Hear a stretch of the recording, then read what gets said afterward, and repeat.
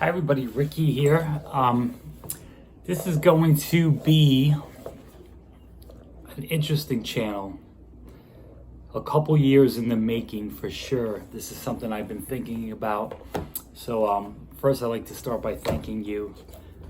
I really appreciate anybody that watches this video. I appreciate your attention. Thankful that you're here with me, and I'm here with you.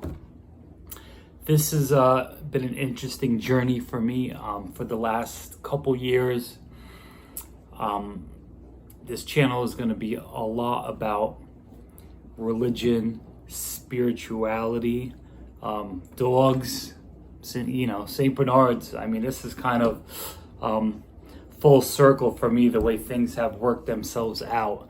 And in life, funny things happen, things move really interestingly. So you really need to pay attention to all these signs and kind of events that happen in your life that sometimes we just kind of overlook, like, oh yeah, no big deal. Like that's a coincidence, or, and we kind of brush off. But, I've been really learning to tune in and pay attention to what's happening and what's developing for me, what's showing up for me, the movements, as in how things are coming together or not coming together. So what's feeling right, what's not feeling right.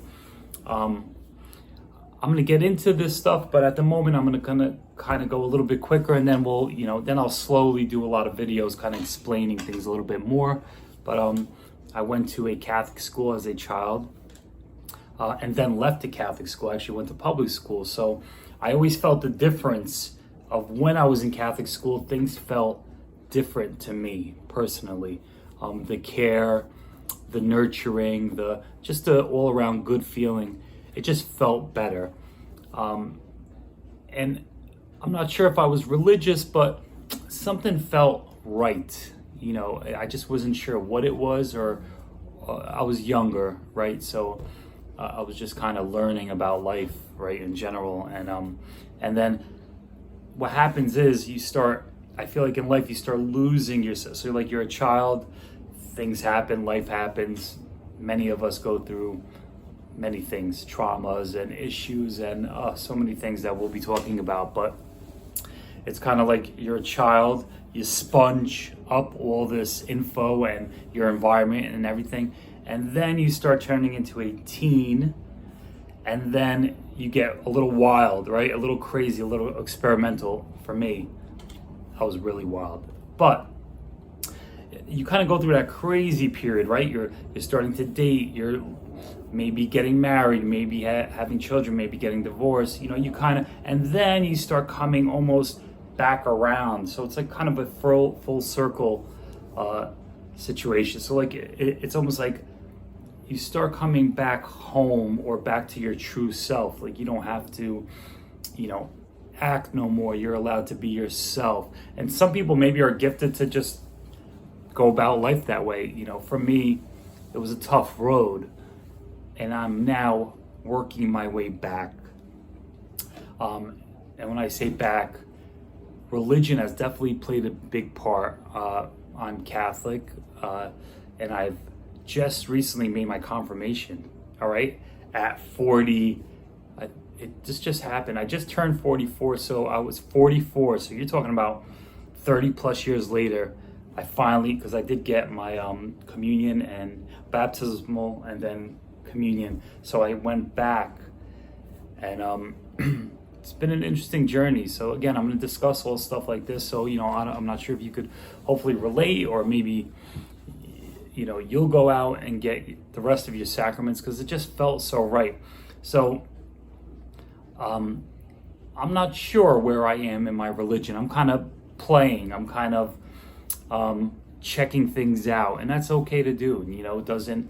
The thing about the Catholic religion, it's pretty strict, but there's so much beauty in it. There's so much kindness, and it's fascinating. I mean, I learned so much going to these. I went to these RCIA classes. So to get my confirmation, I had to go through months of classes. It was like once a week, but amazing people, just beautiful. So I'll speak about that experience. So anyway, going back and kind of back into my faith, into my religion, kind of coming back to my true nature, my true self, okay? So, I started playing before the confirmation. I started looking into the religion, Googling stuff and watching videos and spiritual talkers on YouTube, and just kind of started playing. I mean, it really, like, my soul, my inner child almost, right? Like, just kind of playing and seeing, like, kind of looking at things, like, you know, like, what's happening here? Like, what's going on? What's this all about? You know, like, so, and I always had a love for dogs. I mean, that was a huge thing in my life. The love for dogs has been absolutely instinctual. Like, when I was a child, I guess maybe I was an only child and the dog was my connection, or, you know. And then I started reading, I was looking up breeds. You know, we finally got a home. I could get whatever dog I want. I don't have to ask my parents, right? I finally have this big, beautiful backyard. And I started looking up different breeds, and I come across the Saint Bernard. And I started reading all this amazing info, how these Saint Bernard dogs would be raised by these monks that would go out and save people in the Alps, in the mountains, you know, when there was avalanches and stuff, and they have a hospice there that they nurture people and take care of people. Anybody's welcome. And that just made me feel good. And I started, you know, kind of the connection with the church, because there were monks and priests, and they do have a church actually inside. It's fascinating, by the way. The hospice at the St. Bernard Grand Hospice, it's unbelievable in Switzerland. I'll get some info and we'll share. I'll share a little more info on that, because it really touched me. The work that they do there to this day. The monks are still there. You're still welcome to go there. You could stay the night. It's probably more like a tourist thing now. They don't use the St. Bernard dogs there, but the foundation, the place where I am getting my puppy from in Switzerland, does bring the dogs and puppies out there in the summer when the weather's a little bit more, when they're able to tolerate it a little bit better, and there's a lot of tourists and stuff. That's when they people could visit the dogs. You could actually walk the dogs in the mountains. Just beautiful programs that they have there. So that'll be something that you could definitely look into. I would love to share, because I was fascinated. I just couldn't get enough of info about these monks, and just the beautiful stories about these dogs saving people. And that's what they did, right? They saved people. And like, what did Jesus do, right? Like, he saved people. And the connection there, and something felt good about the therapy work that they were doing. So, meaning the therapy work, like they were helping people. They take these dogs to hospitals. They go to, retirement homes and stuff like that. They're just like servicing the community. And it's almost kind of like right down the lines with what Jesus did. Just served, right? Just helped people, healed people. And that's a lot of what these dogs are doing. So it really touched my heart. So I ordered a book on eBay, random book. You know, I'm not sure why, but I just wanted more info. Not like there's not enough on the internet, but I have a love for books. So something like this is a little bit of an older book. And then I even ordered a few after this, but this is the book that started everything. It really moved me, and I'm about to explain why, but a lot of things have been happening in my life, and it started a lot with my search for, I guess, myself, my inner search, but my religious inquiries and searching, just kind of starting to go back and learn a little bit more about how this all works, spirituality and religion, and then these dogs and all the beautiful work they did. And anyway, I ordered this book and it came. I took the dust jacket off, actually. Looks like this. No, I took the dust jacket off because I didn't want to ruin it. So I put that to the side because I do flip through this a lot. So I ordered this random book on eBay, Man and Mastiff. So this is about the St. Bernards at the hospice. This is when the St. Bernards were still at the hospice, when they were still using the dogs to help and search for people. I opened this book, okay? First page, there's a name written on the inside, okay?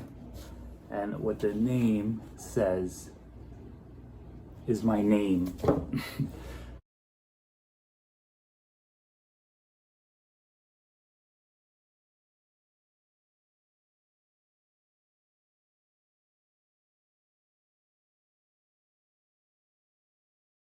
So my name was written on the inside cover of this St. Bernard book. The chances of this happening are just like, and my background is a reseller, antique dealer. I've sold books. I've sold books for a while as part of my business because I do resell things, and you're not going to write nobody's name on the inside. This is usually somebody that owned there or whatever reason. My name is Ricky. It's not the usual name, and this is actually spelled R-I-C-K-Y, just the way I do. My name's not Richard, it's not Ricardo, it's Ricky. That's how it's spelled. So when this book came to me and I opened it up and it said Ricky, everything aligned. I mean, I got hit with a wow moment, right? They talk about these awakenings, or I was like, all right, that's it. I have to have a St. Bernard. I want to find out about this. I want to get more into my religion. I want to go in depth. So that's what I did. Now, I started messaging the people, the Barry Foundation, or the people that took over the dogs from the hospice, right?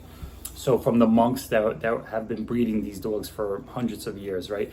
They took over because they were getting a little bit hard for the monks to take care of, and they don't use them to search for people no more. They have helicopters. I think now they're using German Shepherds occasionally, but they just didn't have a need for them anymore. So the agreement was that this Barry Foundation, Barryland, takes over the St. Bernard breeding stock.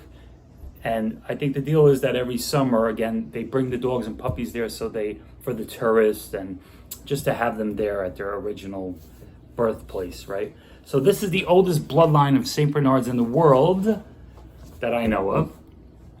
And they have the original breeding stock. So I had to have a dog from there. There was something about the connection with that monastery, with the hospice, and Switzerland became like this. God, I started searching Switzerland. This is such a beautiful country.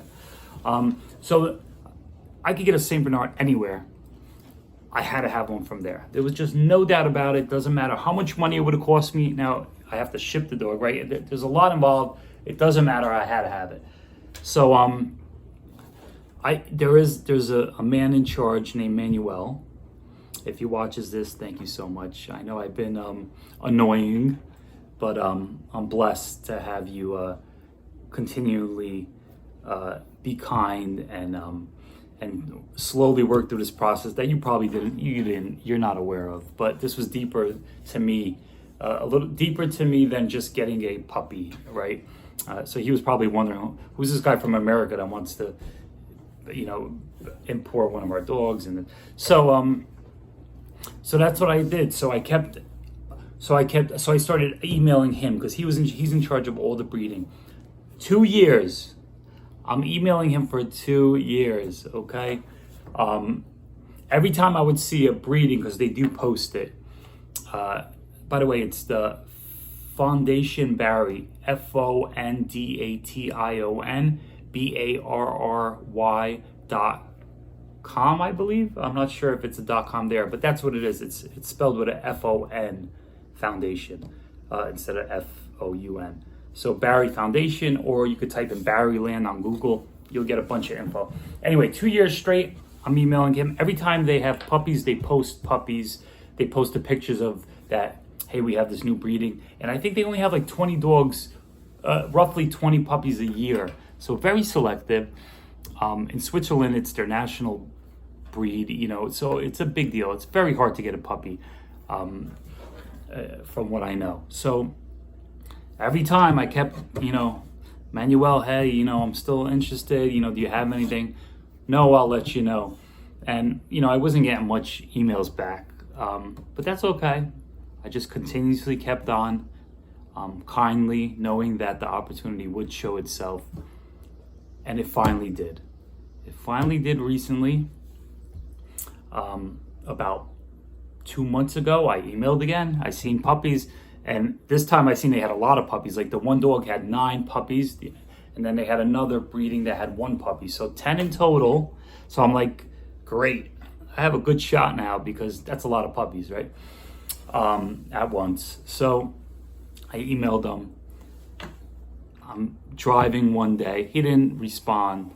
And I'm like, so I'll just keep trying, whenever it's meant to be.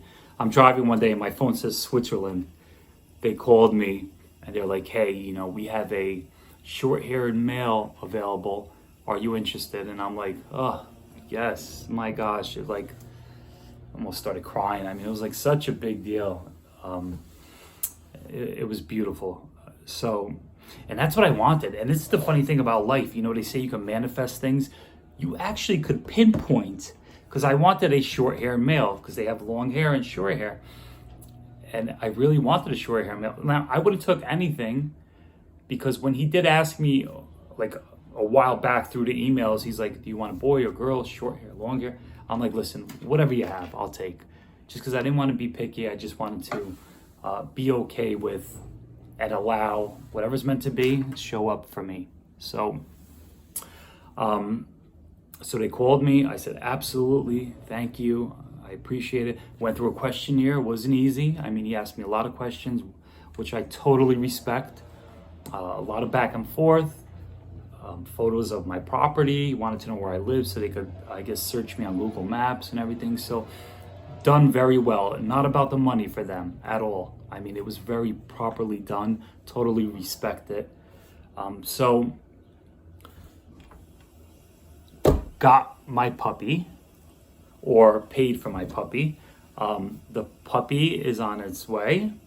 His name is Lindt. They named him Lindt, or Lindt, the way they would say it with their accent. Lindt, like the chocolate. That's another backstory, but I'll talk about that in another video. So now I am going through the shipping process, which is pretty lengthy. You have to deal with customs, and this poor puppy's going to be on a plane, my God, from Switzerland to Newark, New Jersey, where I'm right by Manhattan. So it's going to be a process for the puppy, but God willing, everything works itself out. This puppy is going to have an amazing life. And I don't know. I don't even know what this dog is going to bring, because it seems to symbolize many different things, First of all, beautiful animal, right? They're just gorgeous. They're large dogs, which I love. And and I have pictures and videos. I'm going to try to add some in here because he did send me pictures. I did see some videos. So just beautiful. I mean, beautiful animal. But the bigger picture is like, I know this dog was meant for me. They picked him for me. They kind of, again, I'm very particular. So they wanted to keep whatever they wanted for themselves, either for show or breeding stock. And we'll pick them for you. We'll let you know, and we'll name them. But I've been such in a state of allowing. So sometimes we feel we want to control things, right? I want this, I want that. So yes, you could pinpoint when you're trying to manifest things, but you just don't be attached to it. To me, it didn't matter if it was a boy or a girl or long hair, short. Doesn't matter what the name was. I just needed a Saint Bernard from there, for whatever reason. And I guess we'll find out what that was, the bigger picture. But so it's you could ask, or you could put the thought into process, or pray for it, ask God for it, however you pray, and but just don't be attached to it.